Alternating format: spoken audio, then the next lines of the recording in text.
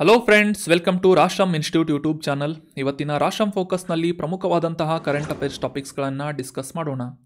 ಈಗ ನಾವು ಡಿಸ್ಕಸ್ ಮಾಡ್ತಾ ಇರುವಂತಹ ಈ ಕರೆಂಟ್ ಅಫೇರ್ಸ್ ಟಾಪಿಕ್ಸ್ಗಳ ನೋಟ್ಸ್ಗಳನ್ನು ಡೈರೆಕ್ಟಾಗಿ ರಾಶ್ರಮ್ ಇನ್ಸ್ಟಿಟ್ಯೂಟ್ ಟೆಲಿಗ್ರಾಮ್ ಚಾನಲ್ ಮೂಲಕ ನೀವು ಡೌನ್ಲೋಡ್ ಮಾಡ್ಕೊಳ್ಳಿ. ಕರೆಂಟ್ ಅಫೇರ್ಸ್ ಟಾಪಿಕ್ಸ್ಗಳನ್ನು ಈಸಿಯಾಗಿ ರಿವೈಸ್ ಮಾಡ್ಕೋಬೋದು. ಡಿಸ್ಕಷನ್ನಲ್ಲಿ ಏನಾದರೂ ಡೌಟ್ಸ್ಗಳಿದ್ರೆ ಕಮೆಂಟ್ ಬಾಕ್ಸ್ನಲ್ಲಿ ಕಮೆಂಟ್ ಮಾಡಿ, ಚಾನಲನ್ನು ಸಬ್ಸ್ಕ್ರೈಬ್ ಮಾಡಿ ಅಂತ ಹೇಳ್ತಾ ಈ ಸುಂದರವಾದಂತಹ ಕೋಟನ್ನು ಅಂಡರ್ಸ್ಟ್ಯಾಂಡ್ ಮಾಡಿಕೊಳ್ಳೋದ್ರೊಂದಿಗೆ ಇವತ್ತಿನ ಡಿಸ್ಕಷನ್ನನ್ನು ಪ್ರಾರಂಭ ಮಾಡೋಣ. A little progress each day adds up to big results ಅಂತ ಒಂದು ಕೋಟನ್ನು ನೀಡಲಾಗಿದೆ.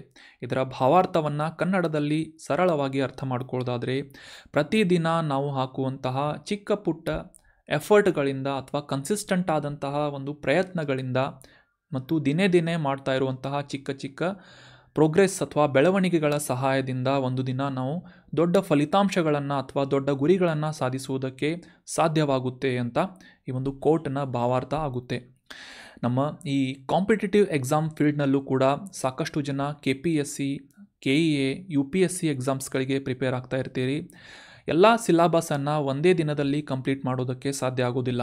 ಸೊ ಹೀಗಾಗಿ ಆ ಸಿಲೆಬಸನ್ನು ತುಣುಕುಗಳಾಗಿ ಅಥವಾ ಈ ಸಬ್ಜೆಕ್ಟ್ ವೈಸ್ ಆಗಿರಬಹುದು, ಟಾಪಿಕ್ ವೈಸ್ ಆಗಿರ್ಬೋದು, ಚಾಪ್ಟರ್ ವೈಸ್ ಆಗಿರ್ಬೋದು, ಅಥವಾ ಕಾನ್ಸೆಪ್ಟ್ಗಳ ರೂಪದಲ್ಲಿ ಡಿವೈಡ್ ಮಾಡಿಕೊಂಡು ಅದನ್ನು ಬ್ರೇಕ್ ಡೌನ್ ಮಾಡಿಕೊಂಡು ಚಿಕ್ಕ ಚಿಕ್ಕ ಟಾಪಿಕ್ಸ್ಗಳನ್ನು ರೆಗ್ಯುಲರ್ ಆಗಿ ಓದ್ತಾ ಹೋದರೆ, ರಿವೈಸ್ ಮಾಡ್ತಾ ಹೋದರೆ ಒಂದು ದಿನ ಕಂಪ್ಲೀಟ್ ಸಿಲೆಬಸನ್ನು ಕವರ್ ಮಾಡಿ ಎಂಥ ದೊಡ್ಡ ಪರೀಕ್ಷೆಗಳನ್ನು ಕೂಡ ಎದುರಿಸುವುದಕ್ಕೆ ನಮಗೆ ಕಾನ್ಫಿಡೆನ್ಸ್ ಬರೋದಕ್ಕೆ ಸಾಧ್ಯ ಆಗುತ್ತೆ. ಇದರಿಂದ ಉತ್ತಮ ಫಲಿತಾಂಶಗಳನ್ನು ಕೂಡ ನಮಗೆ ಪಡೆಯುವುದಕ್ಕೆ ಸಾಧ್ಯ ಆಗುತ್ತೆ ಅಂತ ಹೇಳ್ತಾ ಇವತ್ತಿನ ಡಿಸ್ಕಷನ್ನನ್ನು ಪ್ರಾರಂಭ ಮಾಡೋಣ.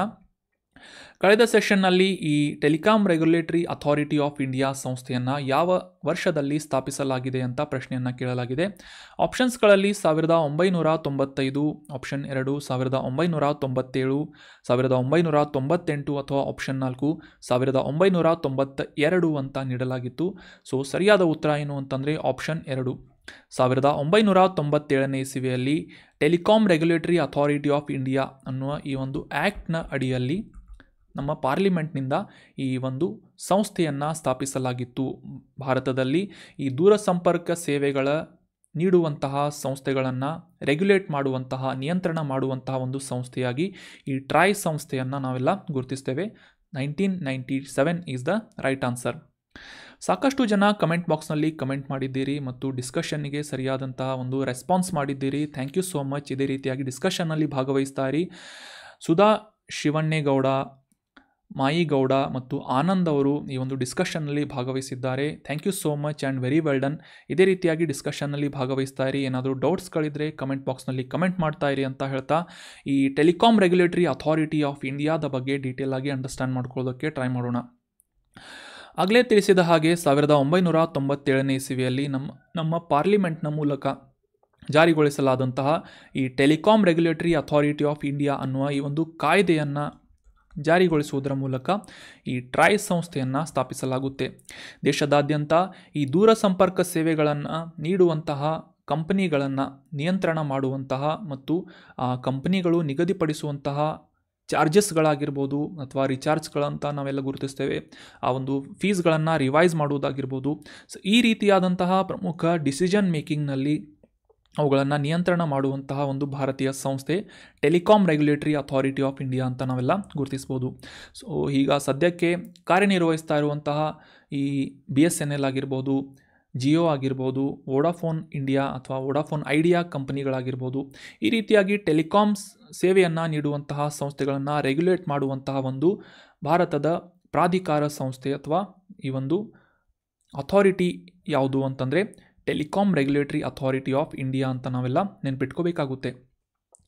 ಇತ್ತೀಚೆಗೆ ಈ telecom regulatory authority of India ನ್ಯೂಸ್ನಲ್ಲಿ ಯಾಕೆ ಇತ್ತು ಅಂತಂದರೆ, ಈ ಸೇವಾ ಗುಣಮಟ್ಟವನ್ನು ಅಭಿವೃದ್ಧಿಪಡಿಸುವಂತಹ ನಿಟ್ಟಿನಲ್ಲಿ ಈ ನೆಟ್ವರ್ಕ್ ಗುಣಮಟ್ಟವನ್ನು ಮೆಜರ್ ಮಾಡುವಂತಹ, ಅಂದರೆ ಈ ಟೆಲಿಕಾಂ ಸರ್ವಿಸಸ್ಗಳನ್ನು ನೀಡುವಂತಹ ಈ ದೂರಸಂಪರ್ಕ ಸಂಸ್ಥೆಗಳ ಒಂದು ಗುಣಮಟ್ಟವನ್ನು ಮೆಜರ್ ಮಾಡುವಂತಹ ನಿಟ್ಟಿನಲ್ಲಿ ಮಾನಿಟರ್ ಮಾಡುವಂತಹ ಉದ್ದೇಶದಿಂದ ಆರ್ಟಿಫಿಷಿಯಲ್ ಇಂಟೆಲಿಜೆನ್ಸ್ ತಂತ್ರಜ್ಞಾನವನ್ನು ಬಳಕೆ ಮಾಡಲಾಗುವುದು ಅಂತ ಇತ್ತೀಚೆಗೆ ಈ ಟೆಲಿಕಾಂ ರೆಗ್ಯುಲೇಟರಿ ಅಥಾರಿಟಿ ಆಫ್ ಇಂಡಿಯಾದಿಂದ ಒಂದು ಮಾಹಿತಿಯನ್ನು ಡಿಸ್ಕಸ್ ಮಾಡಲಾಗಿತ್ತು. ಸೊ ಹೀಗಾಗಿ ಈ examination point of view statutory body ಆಗಿರುವಂತಹ ಅಥವಾ ಶಾಸನಬದ್ಧವಾದಂತಹ ಸಂಸ್ಥೆಯಾಗಿರುವಂತಹ ಟೆಲಿಕಾಂ ರೆಗ್ಯುಲೇಟರಿ ಅಥಾರಿಟಿ ಆಫ್ ಇಂಡಿಯಾದ ಬಗ್ಗೆ ನಾವು ಅಂಡರ್ಸ್ಟ್ಯಾಂಡ್ ಮಾಡ್ಕೊಳ್ಳೋದು ಎಕ್ಸಾಮಿನೇಷನ್ ಪರ್ಸ್ಪೆಕ್ಟಿವ್ ಇಂಪಾರ್ಟೆಂಟ್ ಆಗುತ್ತೆ. 1997 ಇಸ್ವಿಯಲ್ಲಿ ಜಾರಿಗೊಂಡಂತಹ ಒಂದು statutory organisation telecom regulatory authority ಅಂತ ನಾವು ಸಿಂಪಲ್ ಆಗಿ ನೆನಪಿಟ್ಕೋಬೇಕು. ಇನ್ನು ಆಗಲೇ ತಿಳಿಸಿದ ಹಾಗೆ ಈ ದೂರ ಸಂಪರ್ಕ ಸೇವೆಯನ್ನು ಒದಗಿಸುವಂತಹ ಸಂಸ್ಥೆಗಳಿಗೆ ಸಂಬಂಧಪಟ್ಟಂತೆ ಅವುಗಳನ್ನು ರೆಗ್ಯುಲೇಟ್ ಮಾಡುವಂತಹ ಮತ್ತು ಒಂದು ನಿಯಂತ್ರಣ ಮಾಡುವಂತಹ ಮೇಲ್ವಿಚಾರಣೆ ಮಾಡುವಂತಹ ನಿಟ್ಟಿನಲ್ಲಿ ನಿಯಮಗಳನ್ನು ರೂಪಿಸುವುದು, ಗೈಡ್ಲೈನ್ಸ್ಗಳನ್ನು ರೂಪಿಸುವುದು ಮತ್ತು ಪಾಲಿಸಿ ಮೇಕಿಂಗ್ನಲ್ಲಿ ಸಾಕಷ್ಟು ಪ್ರಮುಖವಾದಂತಹ ಕಾಂಟ್ರಿಬ್ಯೂಷನನ್ನು ನೀಡುವಂತಹ ನಿಟ್ಟಿನಲ್ಲಿ 1997 ಇಸವಿಯಲ್ಲಿ ಈ ಸಂಸ್ಥೆಯನ್ನು ಸ್ಥಾಪಿಸಲಾಗಿತ್ತು.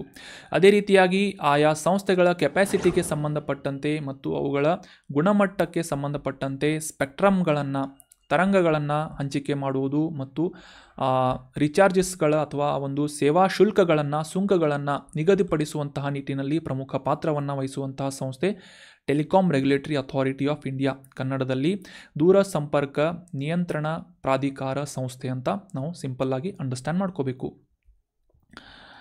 ಸೊ ಸಾಕಷ್ಟು ಜನ ಕಮೆಂಟ್ ಬಾಕ್ಸ್ನಲ್ಲಿ ಕಮೆಂಟ್ ಮಾಡಿದ್ರಿ, ಥ್ಯಾಂಕ್ ಯು ಸೋ ಮಚ್. ಇದರಿಂದ ಸಾಕಷ್ಟು ಮೋಟಿವೇಶನ್ ಆಗುತ್ತೆ. ಡಿಸ್ಕಷನ್ನಲ್ಲಿ ಭಾಗವಹಿಸಿ ಇಂಟ್ರ್ಯಾಕ್ಷನ್ ಮಾಡೋದಕ್ಕೆ ಟ್ರೈ ಮಾಡಿ. ಏನಾದರೂ ಡೌಟ್ಸ್ಗಳಿದ್ದರೆ ಕೂಡ ಕಮೆಂಟ್ ಬಾಕ್ಸ್ನಲ್ಲಿ ಕಮೆಂಟ್ ಮಾಡಿ ಅಂತ ಹೇಳ್ತಾ ಇವತ್ತಿನ ಪ್ರಶ್ನೆ ಏನು ಅಂತ ನೋಡೋಣ. ಆನ್ಸರ್ ಮಾಡೋದಕ್ಕೆ ಟ್ರೈ ಮಾಡಿ. ಕುಲ್ದಿಹಾ ವನ್ಯಜೀವಿ ಅಭಯಾರಣ್ಯ ಅಥವಾ ಕುಲ್ದಿಹಾ ವೈಲ್ಡ್ ಲೈಫ್ ಸ್ಯಾಂಕ್ಚುರಿ ಭಾರತದ ಯಾವ ರಾಜ್ಯದಲ್ಲಿ ಲೊಕೇಟ್ ಆಗಿದೆ ಅಂತ ಪ್ರಶ್ನೆ ಇದೆ. ಆಪ್ಷನ್ಸ್ಗಳಲ್ಲಿ ಕರ್ನಾಟಕ, ಆಪ್ಷನ್ 2 ಗೋವಾ, ಆಪ್ಷನ್ 3 ಒಡಿಶಾ ಅಥವಾ ಆಪ್ಷನ್ 4 ಅಸ್ಸಾಂ ಅಂತ ನೀಡಲಾಗಿದ್ದು ಸರಿಯಾದ ಉತ್ತರ ಏನು ಅಂತ ಕಮೆಂಟ್ ಬಾಕ್ಸ್ನಲ್ಲಿ ಕಮೆಂಟ್ ಮಾಡಿ. ನೆಕ್ಸ್ಟ್ ಸೆಷನ್ನಲ್ಲಿ ಈ ಕುಲ್ದಿಹಾ ವೈಲ್ಡ್ ಲೈಫ್ ಸ್ಯಾಂಕ್ಚುರಿ ಕುರಿತಾದಂತಹ ಡೀಟೇಲ್ ಮಾಹಿತಿಗಳನ್ನು ಅಂಡರ್ಸ್ಟ್ಯಾಂಡ್ ಮಾಡ್ಕೊಳ್ಳೋಣ. ಇವತ್ತಿನ ಡಿಸ್ಕಷನನ್ನು ಕಂಟಿನ್ಯೂ ಮಾಡೋದಕ್ಕಿಂತ ಮುಂಚೆ ಒಂದು ಇಂಪಾರ್ಟೆಂಟ್ ಆದಂತಹ ಅನೌನ್ಸ್ಮೆಂಟ್. KAS ಎಕ್ಸಾಮ್ಸ್ಗಳಿಗೆ ಪ್ರಿಪೇರ್ ಆಗ್ತಾ ಇರುವಂತಹ ಸೀರಿಯಸ್ ಆಗಿ ತಯಾರಿ ನಡೆಸ್ತಾ ಇರುವಂತಹ ಎಲ್ಲ ಸ್ಟೂಡೆಂಟ್ಸ್ಗಳಿಗೂ ಕೂಡ ಒಂದು ಇಂಪಾರ್ಟೆಂಟ್ ಆದಂತಹ ಅನೌನ್ಸ್ಮೆಂಟ್ ಏನು ಅಂತಂದರೆ, ರಾಷ್ಟ್ರಂ ಇನ್ಸ್ಟಿಟ್ಯೂಟ್ ಧಾರವಾಡದಲ್ಲಿ ಹೊಸ KAS ಪ್ರಿಲಿಮ್ಸ್ ಕಮ್ಸ್ ಮೇನ್ಸ್ ಬ್ಯಾಚಸ್ಗಳನ್ನು ಪ್ರಾರಂಭ ಮಾಡಲಾಗಿದೆ. ಇಂಟ್ರೆಸ್ಟ್ ಇರುವಂತಹ ಎಲ್ಲ ಅಭ್ಯರ್ಥಿಗಳು ಸಪ್ತಾಪುರ್ ಲಾಸ್ಟ್ ಬಸ್ ಸ್ಟಾಪ್ ಬಳಿ ಇರುವಂತಹ ರಾಷ್ಟ್ರಂ ಇನ್ಸ್ಟಿಟ್ಯೂಟ್ ಬ್ರ್ಯಾಂಚ್ಗೆ ಡೈರೆಕ್ಟಾಗಿ ಭೇಟಿ ನೀಡಿ ಅಡ್ಮಿಷನನ್ನು ಮಾಡ್ಕೋಬೋದು. ಅಥವಾ ಈ KAS ಎಕ್ಸಾಮ್ಸ್ಗಳಿಗೆ ಪ್ರಿಪೇರ್ ಆಗೋದಕ್ಕೆ ಏನಾದರೂ ಕ್ವೆರೀಸ್ಗಳಿವೆ ಅಥವಾ ಡೌಟ್ಸ್ಗಳಿವೆ ಅಂತಂದರೆ ಈ ಕೆಳಗೆ ತಿಳಿಸಲಾದಂತಹ ಕಾಂಟ್ಯಾಕ್ಟ್ ನಂಬರನ್ನು ಸಂಪರ್ಕಿಸಿ ನಿಮ್ಮ ಕ್ವೆರೀಸ್ಗಳನ್ನು ಕ್ಲಿಯರ್ ಮಾಡಿಕೊಂಡು ಅಡ್ಮಿಷನನ್ನು ಮಾಡ್ಕೋಬೋದಾಗಿದೆ. ಇನ್ನು ಡಿಸ್ಕಷನ್ನ ಕಂಟಿನ್ಯೂ ಮಾಡೋಣ. ಫೆರೋಮೋನ್ ಅನ್ನುವ ಈ ಒಂದು ರಾಸಾಯನಿಕ ಇತ್ತೀಚೆಗೆ ನ್ಯೂಸ್ನಲ್ಲಿತ್ತು. ಈ ಫೆರೋಮೋನ್ ಅನ್ನುವ ರಾಸಾಯನಿಕದ ಕ್ಲಿಯರ್ ಆದಂತಹ ಒಂದು ಐಡಿಯಾವನ್ನು ಈ ಆರ್ಟಿಕಲ್ನಲ್ಲಿ ಅಂಡರ್ಸ್ಟ್ಯಾಂಡ್ ಮಾಡ್ಕೊಳ್ಳೋದಕ್ಕೆ ಟ್ರೈ ಮಾಡೋಣ. ಅದೇ ರೀತಿಯಾಗಿ ಎಕ್ಸಾಮಿನೇಷನ್ ಪರ್ಸ್ಪೆಕ್ಟಿವ್ ಕೂಡ ಈ ಸೈನ್ಸ್ ಆ್ಯಂಡ್ ಟೆಕ್ನಾಲಜಿಗೆ ಸಂಬಂಧಿಸಿದಂತಹ ಒಂದು ಆರ್ಟಿಕಲ್ ಫೆರೋಮೋನ್ ಕುರಿತಾದಂತಹ ರಾಸಾಯನಿಕದ ಬಗ್ಗೆ, ಕೆಮಿಕಲ್ ಬಗ್ಗೆ ಡೀಟೇಲ್ ಆಗಿ ಅರ್ಥ ಮಾಡ್ಕೊಳ್ಳೋದಕ್ಕೆ ಟ್ರೈ ಮಾಡೋಣ. ಈ ಫೆರೋಮೋನ್ಗಳು ಅಂತಂದರೆ ಒಂದು ನಿರ್ದಿಷ್ಟವಾದಂತಹ ಜಾತಿಯ ಜೀವಿಯಿಂದ ಬಾಹ್ಯ ಅಂಗದಿಂದ ಸ್ರವಿಸಲಾಗುವಂತಹ ಕೆಮಿಕಲ್ಗಳನ್ನು ಅಥವಾ ರಾಸಾಯನಿಕ ಪದಾರ್ಥಗಳನ್ನು ಫೆರೋಮೋನ್ಸ್ಗಳು ಅಂತ ಕರೆಯಲಾಗುತ್ತೆ. ಇವು ತಮ್ಮದೇ ಜಾತಿಯ ಇತರ ಜೀವಿಗಳೊಂದಿಗೆ ಒಂದು ಸಂವಹನವನ್ನು ಅಂದರೆ ಕಮ್ಯುನಿಕೇಷನನ್ನು ಎಸ್ಟಾಬ್ಲಿಷ್ ಮಾಡಿಕೊಳ್ಳುವುದರೊಂದಿಗೆ ಒಂದೇ ಜಾತಿಯ ಜೀವಿಯ ಅಥವಾ ತನ್ನ ಸಹಪಾಠಿಯೊಂದಿಗೆ ಅದರ ನಡವಳಿಕೆಯ ಮೇಲೆ ಪ್ರಭಾವವನ್ನು ಬೀರುವಂತಹ ನಿಟ್ಟಿನಲ್ಲಿ ಸಹಾಯ ಮಾಡುವಂತಹ ಒಂದು ಕೆಮಿಕಲನ್ನು ಫೆರೋಮೋನ್ಗಳು ಅಂತ ಗುರುತಿಸಲಾಗುತ್ತೆ. ಇದನ್ನು ಒಂದು ಎಕ್ಸಾಂಪಲ್ನೊಂದಿಗೆ ಸಿಂಪಲ್ ಆಗಿ ಅಂಡರ್ಸ್ಟ್ಯಾಂಡ್ ಮಾಡ್ಕೊಳ್ಳೋದಾದರೆ, ನೀವೆಲ್ಲ ಈ ಜೇನುನೊಣಗಳಿಂದ ಕಚ್ಚಿಸಿಕೊಂಡಿದ್ದರೆ ಅಥವಾ ಯಾವುದೇ ಒಬ್ಬ ವ್ಯಕ್ತಿಗೆ ಕಚ್ಚುತ್ತಾ ಇರುವುದನ್ನು ಕರೆಕ್ಟಾಗಿ ಅಬ್ಸರ್ವ್ ಮಾಡಿದರೆ, ಮೊದಲಿಗೆ ಒಂದೇ ಒಂದು ಜೇನುನೊಣ ಬಂದು ಆತನ ಕೈ ಅಥವಾ ಯಾವುದೇ ಒಂದು ಭಾಗದ ಮೇಲೆ ಕಚ್ಚುತ್ತೆ. ಅದಾದ ನಂತರ ಒಂದು ಸಂದೇಶವನ್ನು ರವಾನೆ ಮಾಡುವುದರ ಮೂಲಕ ಅಥವಾ ಒಂದು ಕೆಮಿಕಲನ್ನು ಸೆಕ್ರೀಟ್ ಮಾಡುವುದರ ಮೂಲಕ ಇತರ ಸಹಪಾಠಿಗಳನ್ನು ಕೂಡ ಒಂದು ಮೆಸೇಜ್ನಿಂದ ಆಮಂತ್ರಣ ನೀಡಿ ಆ ಒಬ್ಬ ವ್ಯಕ್ತಿಯಿಂದ ಅಪಾಯ ಆಗುವ ಸಾಧ್ಯತೆ ಇದೆ ಅಂತ ಎಚ್ಚರಿಕೆಯನ್ನು ನೀಡಿ ಆ ವ್ಯಕ್ತಿಯ ಮೇಲೆ ಅಟ್ಯಾಕ್ ಮಾಡುವಂತಹ ಮತ್ತು ಆ ಜೇನುನೊಣಗಳಿಂದ ಕಚ್ಚಿಸುವಂತಹ ಒಂದು ಸಂವಹನ ಕ್ರಿಯೆಯನ್ನು ನಡೆಸಲಾಗುತ್ತೆ. ಸೊ ಈ ಒಂದು ಕಮ್ಯುನಿಕೇಷನನ್ನು ಎಸ್ಟಾಬ್ಲಿಷ್ ಮಾಡುವುದಕ್ಕೆ ಸಹಾಯ ಆಗುವಂತಹ ಒಂದು ಕೆಮಿಕಲನ್ನು ಫೆರೋಮೋನ್ಸ್ಗಳು ಅಂತ ನಾವು ಸಿಂಪಲ್ಲಾಗಿ ಅರ್ಥ ಮಾಡ್ಕೋಬೋದು. ಇನ್ನೊಂದು ಎಕ್ಸಾಂಪಲನ್ನು ಕೂಡ ನೀವು ಅಬ್ಸರ್ವ್ ಮಾಡಿರ್ಬೋದು. ಈ ಇರುವೆಗಳು ಯಾವುದೇ ಒಂದು ಆಹಾರ ಪದಾರ್ಥವನ್ನು ನೋಡಿದರೆ ಇತರ ಸಹಪಾಠಿಗಳನ್ನು ಕೂಡ ಆಹಾರ ಪದಾರ್ಥವನ್ನು ಸಂಗ್ರಹಣ ಮಾಡುವುದಕ್ಕೆ ಕರೆದುಕೊಂಡು ಬರುವಂತಹ ಈ ಒಂದು ಪ್ರಕ್ರಿಯೆಯನ್ನು ಕೂಡ ನೀವೆಲ್ಲ ಅಬ್ಸರ್ವ್ ಮಾಡಿರ್ಬೋದು. ಸೊ ಈ ಒಂದು ಕಮ್ಯುನಿಕೇಷನನ್ನು ಮಾಡುವಂತಹ ನಿಟ್ಟಿನಲ್ಲಿ ಸಹಕಾರಿಯಾಗುವಂತಹ ರಾಸಾಯನಿಕವನ್ನು ಫೆರೋಮೋನ್ ಅಂತ ನಾವು ಇಲ್ಲಿ ಸಿಂಪಲ್ಲಾಗಿ ಅಂಡರ್ಸ್ಟ್ಯಾಂಡ್ ಮಾಡ್ಕೋಬೋದು. It is the chemical which is helpful for the organisms to in order to communication ಅಂತ ನಾವು ಸಿಂಪಲ್ಲಾಗಿ ಅಂಡರ್ಸ್ಟ್ಯಾಂಡ್ ಮಾಡ್ಕೋಬೋದು. ಇನ್ನು ಕಾಂಟೆಕ್ಸ್ಟನ್ನು ಅಂಡರ್ಸ್ಟ್ಯಾಂಡ್ ಮಾಡ್ಕೊಳ್ಳೋದಾದರೆ ಫೆರೋಮೋನ್ಗಳ ಬಗ್ಗೆ ಇತ್ತೀಚೆಗೆ ಒಂದು ಅಧ್ಯಯನವನ್ನು ನಡೆಸಲಾಗಿದ್ದು ಭಾರತೀಯ ವಿಜ್ಞಾನಿಗಳಿಂದ ಈ ಫೆರೋಮೋನ್ಗಳನ್ನು ಅವುಗಳ ಒಂದು ಸ್ರವಿಸುವಿಕೆಯನ್ನು ಕಂಟ್ರೋಲ್ ಮಾಡುವುದರ ಮೂಲಕ ಅಥವಾ ನಿಯಂತ್ರಣ ಮಾಡುವುದರ ಮೂಲಕ ಈ ಕೀಟ ನಿಯಂತ್ರಣ ಮತ್ತು ಕೀಟ ನಿರ್ವಹಣೆಗೆ ತಗಲುವಂತಹ ವೆಚ್ಚವನ್ನು ಕಡಿಮೆ ಮಾಡುವಂತಹ ಒಂದು ನಿಟ್ಟಿನಲ್ಲಿ ಕೆಲವೊಂದಿಷ್ಟು ಅಧ್ಯಯನಗಳನ್ನು ಮಾಡಲಾಗಿದೆ ಅಂತ ನ್ಯೂಸ್ನಲ್ಲಿ ಪಬ್ಲಿಷ್ ಆಗಿತ್ತು. ಸೊ ಹೀಗಾಗಿ ಫೆರೋಮೋನ್ಗಳ ಬಗ್ಗೆ ನಾವು ಡೀಟೇಲ್ ಆಗಿ ಅಂಡರ್ಸ್ಟ್ಯಾಂಡ್ ಮಾಡ್ಕೋತಾ ಇದ್ದೀವಿ. ಫೆರೋಮೋನ್ಗಳು ಅಂತಂದರೆ ಒಂದು ಜೀವಿಯಿಂದ ಇನ್ನೊಂದು ಜೀವಿಗೆ ಅಥವಾ ಇನ್ನೊಂದು ಒಂದೇ ಜಾತಿಯ ಜೀವಿಗೆ ಸಂವಹನವನ್ನು ನಡೆಸುವಂತಹ ನಿಟ್ಟಿನಲ್ಲಿ ಸಹಕಾರಿಯಾಗುವಂತಹ ಒಂದು ರಾಸಾಯನಿಕ ಪದಾರ್ಥವಾಗಿದೆ ಅಂತ ನಾವು ಸಿಂಪಲ್ಲಾಗಿ ಅಂಡರ್ಸ್ಟ್ಯಾಂಡ್ ಮಾಡ್ಕೋಬೋದು. ಸಾಮಾನ್ಯವಾಗಿ ಈ ಎಕ್ಟೋ ಹಾರ್ಮೋನ್ಗಳ ಒಂದು ಕ್ಯಾಟಗರಿಯಲ್ಲಿ ಬರುವಂತಹ ಈ ಫೆರೋಮೋನ್ಗಳು ಆ ಒಂದು ನಿರ್ದಿಷ್ಟ ಜೀವಿಯ ಬಾಹ್ಯ ಹೊರ ಅಂಗಗಳಿಂದ ಸ್ರವಿಸುವಂತಹ ಕೆಮಿಕಲ್ಸ್ಗಳಾಗಿವೆ. ಸಾಮಾನ್ಯವಾಗಿ ಬೆವರು ಆಗಿರ್ಬೋದು ಅಥವಾ ಯಾವುದೇ ರೀತಿಯಾದಂತಹ ಒಂದು ಕೆಮಿಕಲನ್ನು ಸ್ರವಿಸುವುದರ ಮೂಲಕ ಪರಸ್ಪರ ಈ ಗ್ರಹಣ ವ್ಯವಸ್ಥೆಯಿಂದ ಅಂದರೆ ಓಲಾಫ್ಯಾಕ್ಟರಿ ಸಿಸ್ಟಮ್ನ ಸಹಾಯದಿಂದ ಪರಸ್ಪರ ಈ ಜೀವಿಗಳು ಕಮ್ಯುನಿಕೇಷನನ್ನು ಎಸ್ಟಾಬ್ಲಿಷ್ ಮಾಡುತ್ತವೆ. ಇದರೊಂದಿಗೆ ತನ್ನ ಸಹಪಾಠಿಯೊಂದಿಗೆ ಕಮ್ಯುನಿಕೇಷನ್ ಅಥವಾ ಒಂದು ಸಂವಹನ ನಡೆಸುವುದರ ಮೂಲಕ ಸಹಪಾಠಿಯ ನಡವಳಿಕೆಗಳನ್ನು ಪ್ರಚೋದಿಸುವಂತಹ ಒಂದು ಕ್ರಿಯೆಯನ್ನು ನಡೆಸುತ್ತವೆ. ಫಾರ್ ಎಕ್ಸಾಂಪಲ್ ಎಚ್ಚರಿಕೆಯ ಸಂಕೇತಗಳನ್ನು ನೀಡುವುದಾಗಿರ್ಬೋದು ಅಥವಾ ಆಹಾರದ ಬಗ್ಗೆ ಒಂದು ನಿರ್ದಿಷ್ಟ ಹಾದಿಯನ್ನು ಒಂದು ಇರುವೆಯ ಎಕ್ಸಾಂಪಲನ್ನು ನಾವು ಅಂಡರ್ಸ್ಟ್ಯಾಂಡ್ ಮಾಡ್ಕೊಂಡ್ವಿ. ಆಹಾರ ಪದಾರ್ಥದ ದಾರಿಯನ್ನು ಅಥವಾ ಹಾದಿಯನ್ನು ಗುರುತಿಸುವುದಾಗಿರ್ಬೋದು, ಎಚ್ಚರಿಕೆಗಳನ್ನು ನೀಡುವುದಾಗಿರ್ಬೋದು. ಈ ರೀತಿಯಾದಂತಹ ಸಾಕಷ್ಟು ಮೆಸೇಜಸ್ಗಳನ್ನು ಪರಸ್ಪರ ಎಕ್ಸ್ಚೇಂಜ್ ಮಾಡಿಕೊಳ್ಳುವಂತಹ ನಿಟ್ಟಿನಲ್ಲೂ ಕೂಡ ಫೆರೋಮೋನ್ ಅನ್ನುವ ಕೆಮಿಕಲ್ ಸಾಕಷ್ಟು ಸಹಾಯ ಆಗಿದೆ.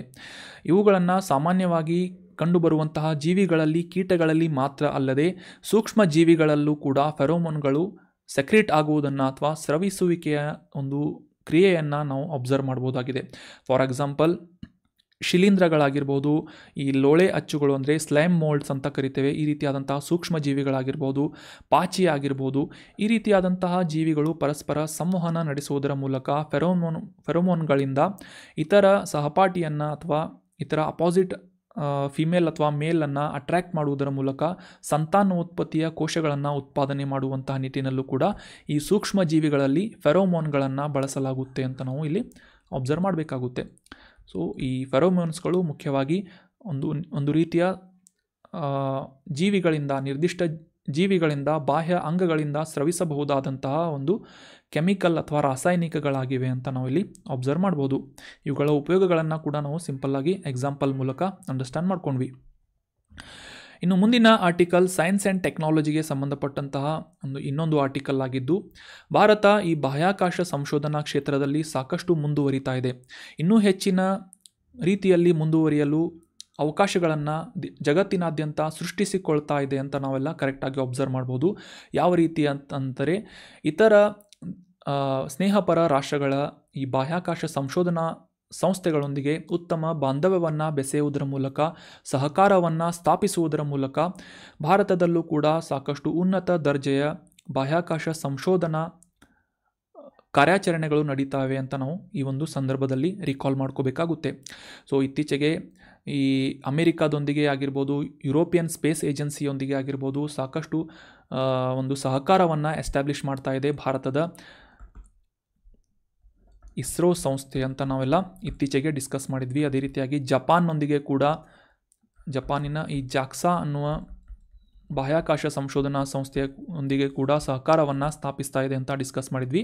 ಸೊ ಇದೇ ಒಂದು ಬ್ಯಾಕ್ ಡ್ರಾಪ್ನಲ್ಲಿ ಇತ್ತೀಚೆಗೆ ಭಾರತ ಮತ್ತು ಫ್ರಾನ್ಸ್ ದೇಶಗಳ ಒಂದು ಬಾಹ್ಯಾಕಾಶ ಸಂಸ್ಥೆಯೊಂದಿಗೆ ಸಹಕಾರವನ್ನು ಎಸ್ಟಾಬ್ಲಿಷ್ ಮಾಡಲಾಗ್ತಾ ಇದೆ.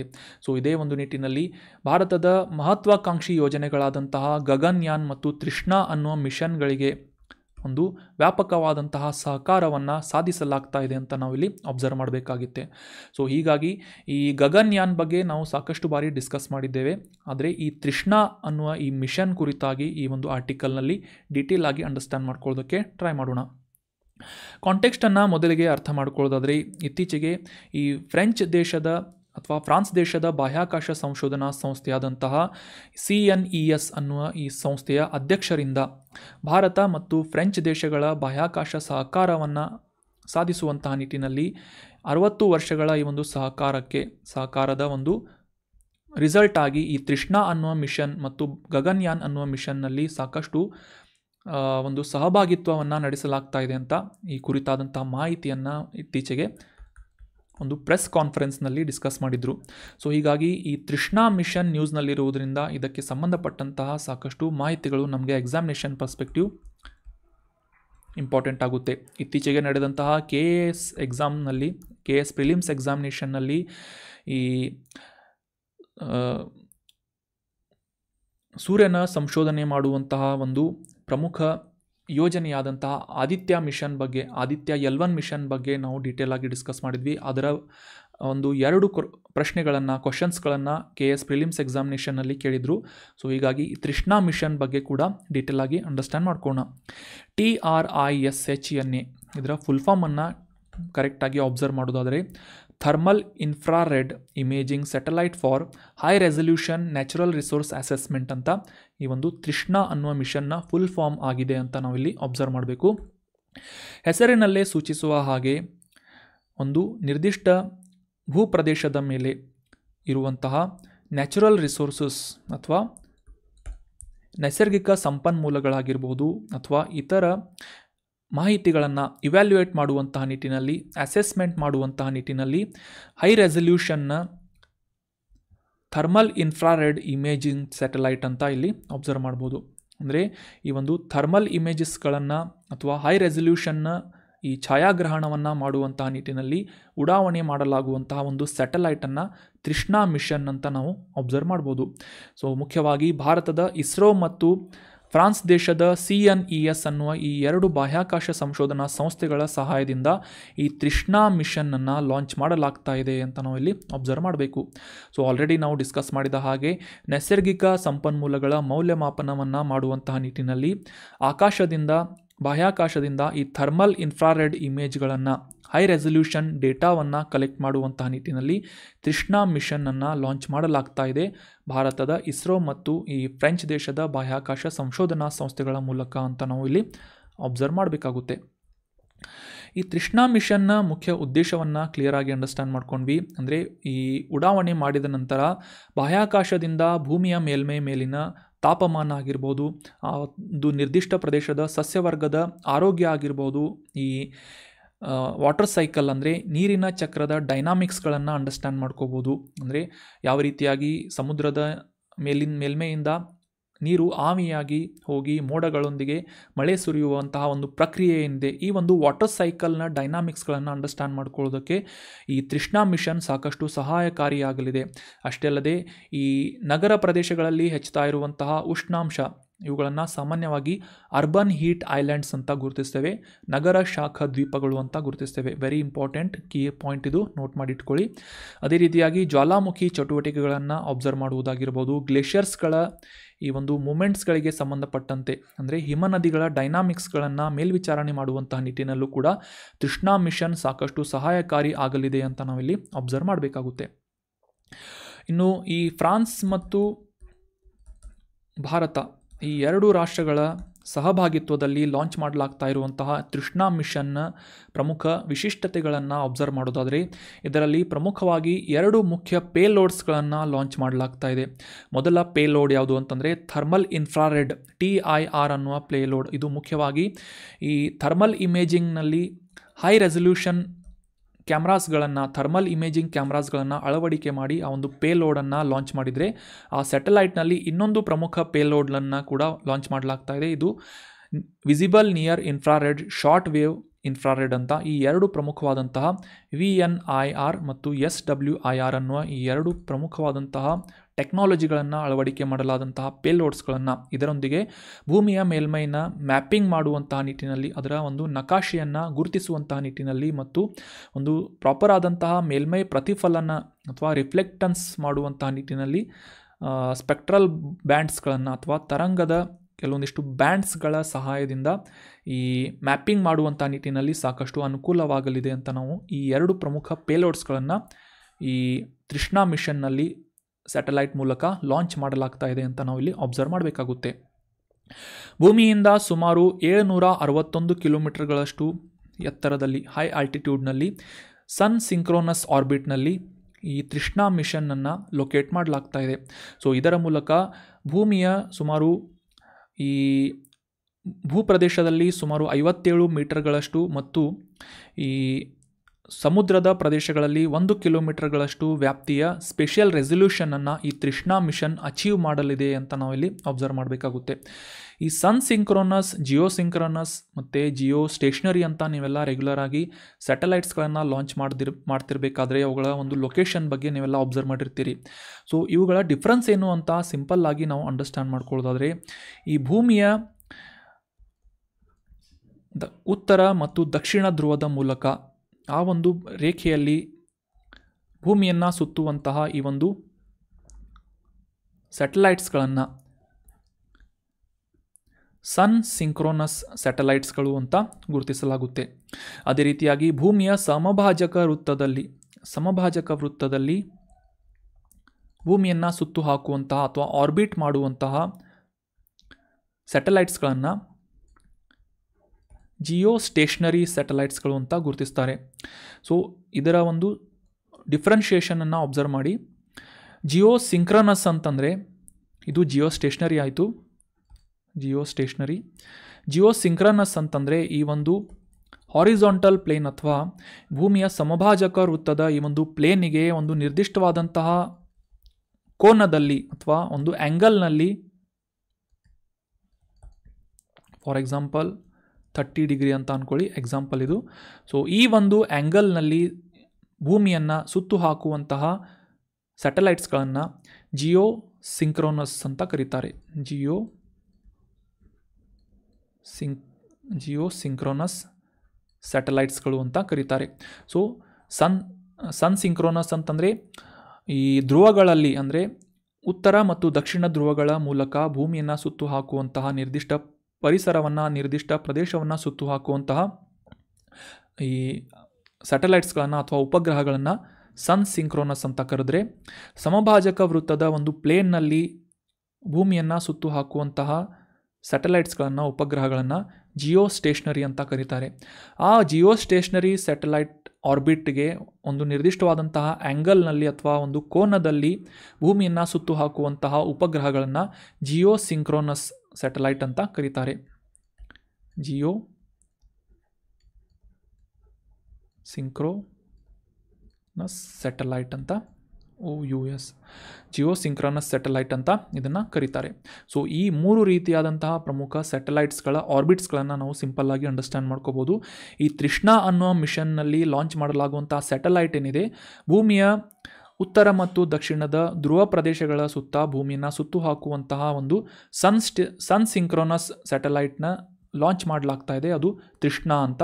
ಭೂಮಿಯಿಂದ ಸುಮಾರು 761 ಕಿಲೋಮೀಟರ್ ಎತ್ತರದ ಪ್ರದೇಶದಲ್ಲಿ ಈ ಒಂದು ಸ್ಯಾಟಲೈಟನ್ನು ಲೊಕೇಟ್ ಮಾಡಲಾಗಿದೆ ಅಂತ ನಾವು ಅಬ್ಸರ್ವ್ ಮಾಡ್ಬೋದು.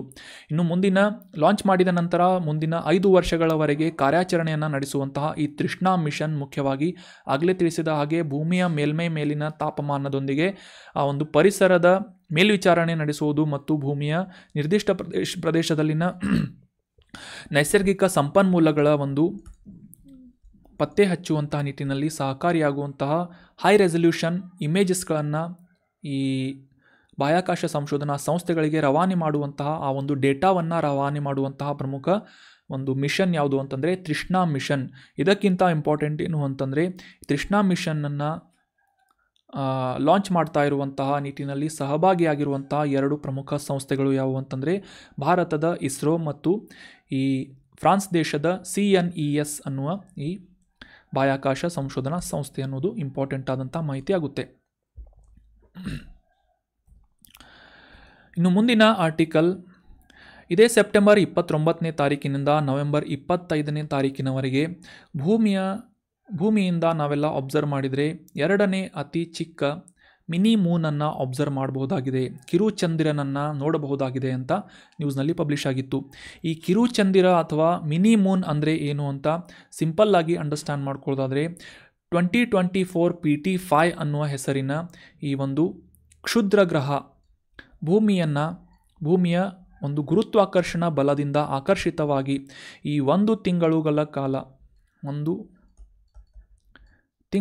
ಕಾಲ ಭೂಮಿಯನ್ನು ಸುತ್ತು ಹಾಕಲಿದೆ ಅಂತ ಈ ಒಂದು ಕ್ಷುದ್ರ ಗ್ರಹವನ್ನು ನಾವೆಲ್ಲ ಬರಿಗಣ್ಣಿನಿಂದ ಅಬ್ಸರ್ವ್ ಮಾಡಬಹುದಾಗಿದೆ ಅಂತ ನ್ಯೂಸ್ನಲ್ಲಿ ಪಬ್ಲಿಷ್ ಆಗಿತ್ತು. ಸೊ ಈ ಒಂದು ಕ್ಷುದ್ರ ಗ್ರಹವನ್ನು ಮಿನಿ ಮೂನ್ ಅಂತ ಕರೀತಾರೆ. ಇವು ಸಾಮಾನ್ಯವಾಗಿ ಆಸ್ಟರಾಯ್ಡ್ಸ್ ಅಥವಾ ಕ್ಷುದ್ರ ಗ್ರಹಗಳಾಗಿದ್ದು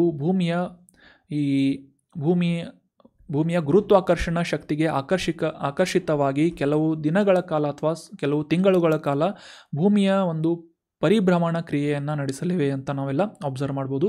ಇವು ಮೊದಲನೇ ಬಾರಿಗೆ ಏನು ನಡೀತಾ ಇಲ್ಲ.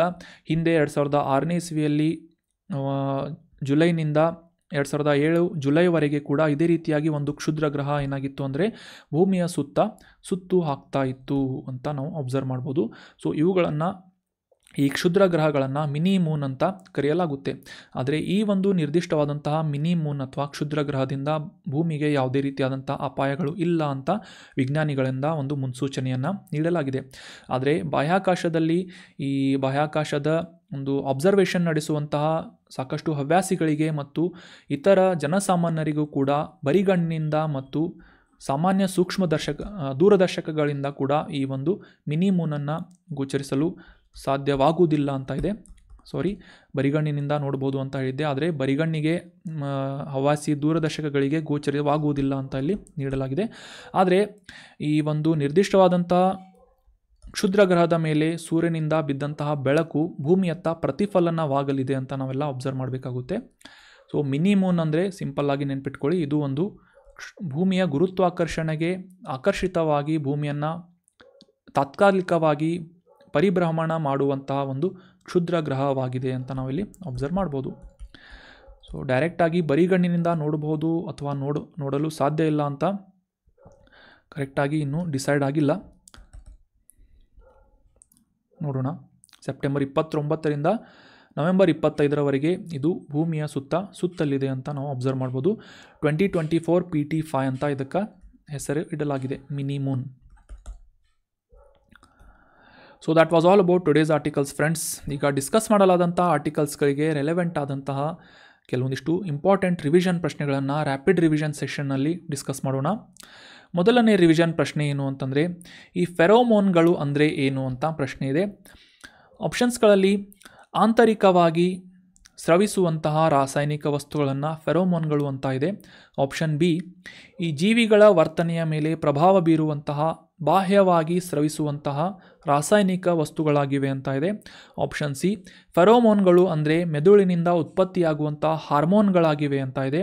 ಆಪ್ಷನ್ ಡಿ, ಜೀರ್ಣಕ್ರಿಯೆಗೆ ಸಹಾಯ ಮಾಡುವಂತಹ ಎನ್ಸೈಮ್ಗಳು ಅಥವಾ ಕಿಣ್ವಗಳನ್ನು ಫೆರೋಮೋನ್ಸ್ಗಳು ಅಂತ ಕರೀತಾರೆ ಅಂತ ಇದೆ.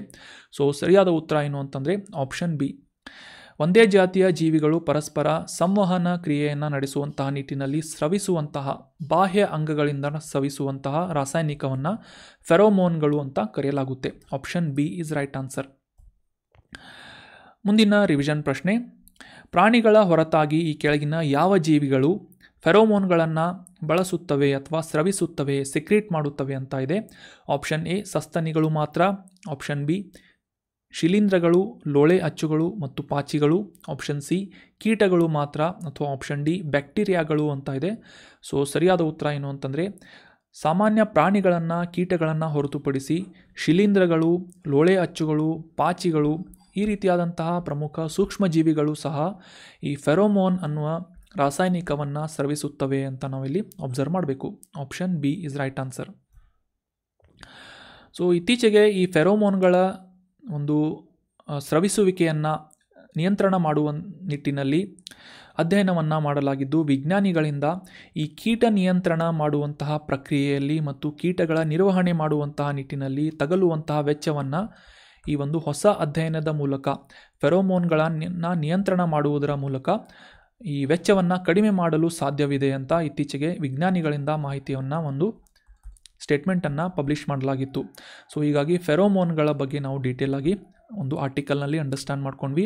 ಫೆರೋಮೋನ್ಗಳು ಅಂತಂದರೆ ಒಂದೇ ಜಾತಿಯ ಜೀವಿಗಳು ಪರಸ್ಪರ ಸಂವಹನ ಕ್ರಿಯೆಯನ್ನು ಮಾಡುವುದು ಮತ್ತು ಇತರ ತಮ್ಮ ಸಹಪಾಠಿಗಳ ನಡವಳಿಕೆಗಳನ್ನು ಅವುಗಳ ಬಿಹೇವಿಯರನ್ನು ಸ್ಟಿಮ್ಯುಲೇಟ್ ಮಾಡಿ ಅವುಗಳ ಒಂದು ಇನ್ಫ್ಲೂಯೆನ್ಸ್ ಮಾಡುವಂತಹ ನಿಟ್ಟಿನಲ್ಲಿ ಎಚ್ಚರಿಕೆ ನೀಡುವುದಾಗಿರ್ಬೋದು, ಅಥವಾ ಈ ಆಹಾರದ ಒಂದು ಮೂಲಗಳ ಬಗ್ಗೆ, ಆಹಾರ ಪದಾರ್ಥಗಳ ಬಗ್ಗೆ ಒಂದು ಸೂಚನೆಯನ್ನು ನೀಡುವುದಾಗಿರ್ಬೋದು, ಅಥವಾ ಸಂತಾನೋತ್ಪತ್ತಿಯ ಕ್ರಿಯೆಯಲ್ಲಿ ಆಕರ್ಷಣೆಯನ್ನು ಮಾಡುವುದಾಗಿರ್ಬೋದು. ಈ ರೀತಿಯಾದಂತಹ ಪ್ರಮುಖ ಸಂವಹನ ಮಾಡುವಂತಹ ನಿಟ್ಟಿನಲ್ಲಿ ಬಳಸಲಾಗುವಂತಹ ಒಂದು ಸ್ರವಿಸಲಾಗುವಂತಹ ಮತ್ತು ಈ ಬಾಹ್ಯ ಅಂಗಗಳಿಂದ ಸ್ರವಿಸಲಾಗುವಂತಹ ರಾಸಾಯನಿಕ ಪದಾರ್ಥವನ್ನು ಫೆರೋಮೋನ್ಗಳು ಅಂತ ಅಂತಾರೆ ಅಂತ ನಾವು ಅಂಡರ್ಸ್ಟ್ಯಾಂಡ್ ಮಾಡ್ಕೊಂಡ್ವಿ. ಸೊ ಈ ಒಂದು ಎಕ್ಸಾಂಪಲನ್ನು ಕೂಡ ಅಂಡರ್ಸ್ಟ್ಯಾಂಡ್ ಮಾಡ್ಕೊಂಡ್ವಿ. ಯಾವ ರೀತಿಯಾಗಿ ಒಂದು ನಿರ್ದಿಷ್ಟವಾದಂತಹ ಈ ಜೇನುನೊಣ ಬಂದು ಒಬ್ಬ ವ್ಯಕ್ತಿಯನ್ನು ಕಚ್ಚಿದಾಗ ಬಿಡುಗಡೆ ಮಾಡುವಂತಹ ಈ ಫೆರೋಮೋನ್ನಿಂದ ಆಕರ್ಷಿತವಾಗಿ ಇತರ ಜೇನುನೊಣಗಳು ಕೂಡ ಬಂದು ಆ ವ್ಯಕ್ತಿಯನ್ನು ಕಚ್ಚುವುದನ್ನು ನಾವೆಲ್ಲ ಅಬ್ಸರ್ವ್ ಮಾಡಿರ್ತೇವೆ. ಸೊ ಆ ಒಂದು ಸಿಕ್ರೀಟ್ ಮಾಡುವಂತಹ ರಾಸಾಯನಿಕವನ್ನು ಫೆರೋಮೋನ್ಸ್ಗಳು ಅಂತ ಕರೀತಾರೆ. ಮುಂದಿನ ರಿವಿಷನ್ ಪ್ರಶ್ನೆ, ತೃಷ್ಣಾ ಸ್ಟ್ಯಾಂಡ್ಸ್ ಫಾರ್. ಈ ತೃಷ್ಣಾ ಅನ್ನುವ ಮಿಷನ್ಗೆ ಸಂಬಂಧಪಟ್ಟಂತೆ ಈ ತೃಷ್ಣಾ ಇದರ ಫುಲ್ ಫಾರ್ಮ್ ಏನು ಅಂತ ಪ್ರಶ್ನೆ ಇದೆ. Option A thermal research initiative for natural resources. Option B thermal infrared imaging satellite for high resolution natural resource assessment. Option C thermal imaging resource satellite, ಅಥವಾ option D temperature regulation in high altitude areas ಅಂತ ಇದೆ. So ಸರಿಯಾದ ಉತ್ತರ ಏನು ಅಂತಂದರೆ, ತೃಷ್ಣಾ ಮಿಷನ್ನ ಮುಖ್ಯ ಉದ್ದೇಶ ಏನು ಅಂತಂದರೆ ಈ ಭೂಮಿಯ ಮೇಲ್ಮೈ ಮೇಲಿನ ಥರ್ಮಲ್ ಇಮೇಜಿಂಗನ್ನು, ಹೈ ರೆಸಲ್ಯೂಷನ್ ಇಮೇಜಸ್ಗಳನ್ನು ತೆಗೆಯುವುದರ ಮೂಲಕ ಭೂಮಿಯ ಸಂಪನ್ಮೂಲಗಳನ್ನು ಮೌಲ್ಯಮಾಪನ ಮಾಡುವಂಥ ಉದ್ದೇಶವನ್ನು ಹೊಂದಿದೆ. ಸೊ ಹೀಗಾಗಿ thermal infrared imaging satellite for high resolution natural resource assessment ಅನ್ನೋದು ಸರಿಯಾದಂಥ ಆನ್ಸರ್ ಆಗುತ್ತೆ. Option B is right answer. This is the full form of Trishna, TRISHNA ಅಂತ ನಾವು ಇಲ್ಲಿ ಅಬ್ಸರ್ವ್ ಮಾಡ್ಬೋದು. ಇನ್ನು ಮುಂದಿನ ರಿವಿಷನ್ ಪ್ರಶ್ನೆ, ಈ ಕೆಳಗಿನ ಯಾವ ಎರಡು ಸಂಸ್ಥೆಗಳು ತೃಷ್ಣಾ ಮಿಷನ್ನಲ್ಲಿ ಪರಸ್ಪರ ಸಹಕರಿಸುತ್ತವೆ ಅಂತ ಪ್ರಶ್ನೆ ಇದೆ. ಆಪ್ಷನ್ ಎ ನಾಸಾ ಮತ್ತು ESA, European space agency. Option B ISRO ಮತ್ತು CNES. ಆಪ್ಷನ್ ಸಿ ಜಾಕ್ಸಾ ಮತ್ತು ನಾಸಾ. ಆಪ್ಷನ್ ಡಿ ಇಸ್ರೋ ಮತ್ತು ನಾಸಾ ಅಂತ ಇದೆ. ಸರಿಯಾದ ಉತ್ತರ ಏನು ಅಂತಂದರೆ ಆಪ್ಷನ್ ಬಿ. ಭಾರತದ ಬಾಹ್ಯಾಕಾಶ ಸಂಶೋಧನಾ ಸಂಸ್ಥೆಯಾದಂತಹ ಇಸ್ರೋ ಮತ್ತು ಫ್ರಾನ್ಸ್ ದೇಶದ CNES ಅನ್ನುವ ಬಾಹ್ಯಾಕಾಶ ಸಂಶೋಧನಾ ಸಂಸ್ಥೆಗಳು ಪರಸ್ಪರ ಸಹಕಾರ ಮಾಡುವುದರೊಂದಿಗೆ ತೃಷ್ಣಾ ಮಿಷನ್ನನ್ನು ಲಾಂಚ್ ಮಾಡುತ್ತಿವೆ ಅಂತ ನಾವಿಲ್ಲಿ ಅಬ್ಸರ್ವ್ ಮಾಡ್ಬೋದು. ಇದು ಭಾರತ ಮತ್ತು ಫ್ರಾನ್ಸ್ ದೇಶಗಳ ಒಂದು ಸಹಭಾಗಿತ್ವದಲ್ಲಿ ನಡೀತಾ ಇರುವಂತಹ ಅಥವಾ ಉಡಾವಣೆ ಆಗ್ತಾ ಇರುವಂತಹ ಒಂದು ಉಪಗ್ರಹ ಅಂತ ನಾವಿಲ್ಲಿ ಅಬ್ಸರ್ವ್ ಮಾಡ್ಬೋದು. ತೃಷ್ಣಾ ಮಿಷನ್ನ ಫುಲ್ ಫಾರ್ಮನ್ನು ಅಂಡರ್ಸ್ಟ್ಯಾಂಡ್ ಮಾಡ್ಕೊಂಡ್ವಿ. Thermal infrared imaging satellite for high resolution natural resource assessment ಅಂತ ನಾವಿಲ್ಲಿ ಅಬ್ಸರ್ವ್ ಮಾಡಬೇಕು. ಮುಖ್ಯವಾಗಿ ಭೂಮಿಯ ಮೇಲ್ಮೈ ಮೇಲೆ ಇರುವಂತಹ ಈ ಪರಿಸರದ ಮೇಲ್ವಿಚಾರಣೆ ಮಾಡುವುದಾಗಿರ್ಬೋದು, ಅಥವಾ ಉಷ್ಣತೆಯ ಬಗ್ಗೆ ಮಾಹಿತಿಯನ್ನು ಒದಗಿಸುವುದಾಗಿರ್ಬೋದು. ಅದರಲ್ಲೂ ಕೂಡ ಮುಖ್ಯವಾಗಿ ಭೂಮಿಯ ಮೇಲ್ಮೈ ಮೇಲಿನ ಈ ಸಂಪನ್ಮೂಲಗಳ ಮಾಹಿತಿಯನ್ನು ರವಾನೆ ಮಾಡುವಂತಹ ಒಂದು ಉದ್ದೇಶದಿಂದ ತೃಷ್ಣಾ ಮಿಷನ್ನನ್ನು ಭಾರತ ಮತ್ತು ಫ್ರಾನ್ಸ್ ದೇಶಗಳ ಸಹಭಾಗಿತ್ವದಲ್ಲಿ ಲಾಂಚ್ ಮಾಡಲಾಗ್ತಾ ಇದೆ ಅಂತ ನಾವು ಅಬ್ಸರ್ವ್ ಮಾಡಿದ್ವಿ. ಸೊ ಇಸ್ರೋ ಮತ್ತು ಫ್ರಾನ್ಸ್ ದೇಶದ CNES ಅನ್ನುವ ಈ ಎರಡು ಸಂಸ್ಥೆಗಳ ಸಹಭಾಗಿತ್ವದಲ್ಲಿ ಈ ತೃಷ್ಣಾ ಮಿಷನ್ನನ್ನು ಲಾಂಚ್ ಮಾಡಲಾಗ್ತಾ ಇದೆ. ಇದರ full form Centre National de Etudes Spatiales ಅಂತ ಇದೆ. ಇದು ಫ್ರೆಂಚ್ ಭಾಷೆಯಲ್ಲಿ ನೀಡಲಾಗಿದೆ. ಸೊ ಶಾರ್ಟ್ ಆಗಿ ನಾವು CNES ಅಂತ ನೆನ್ಪಿಟ್ಕೊಂಡ್ರು ಸಾಕು.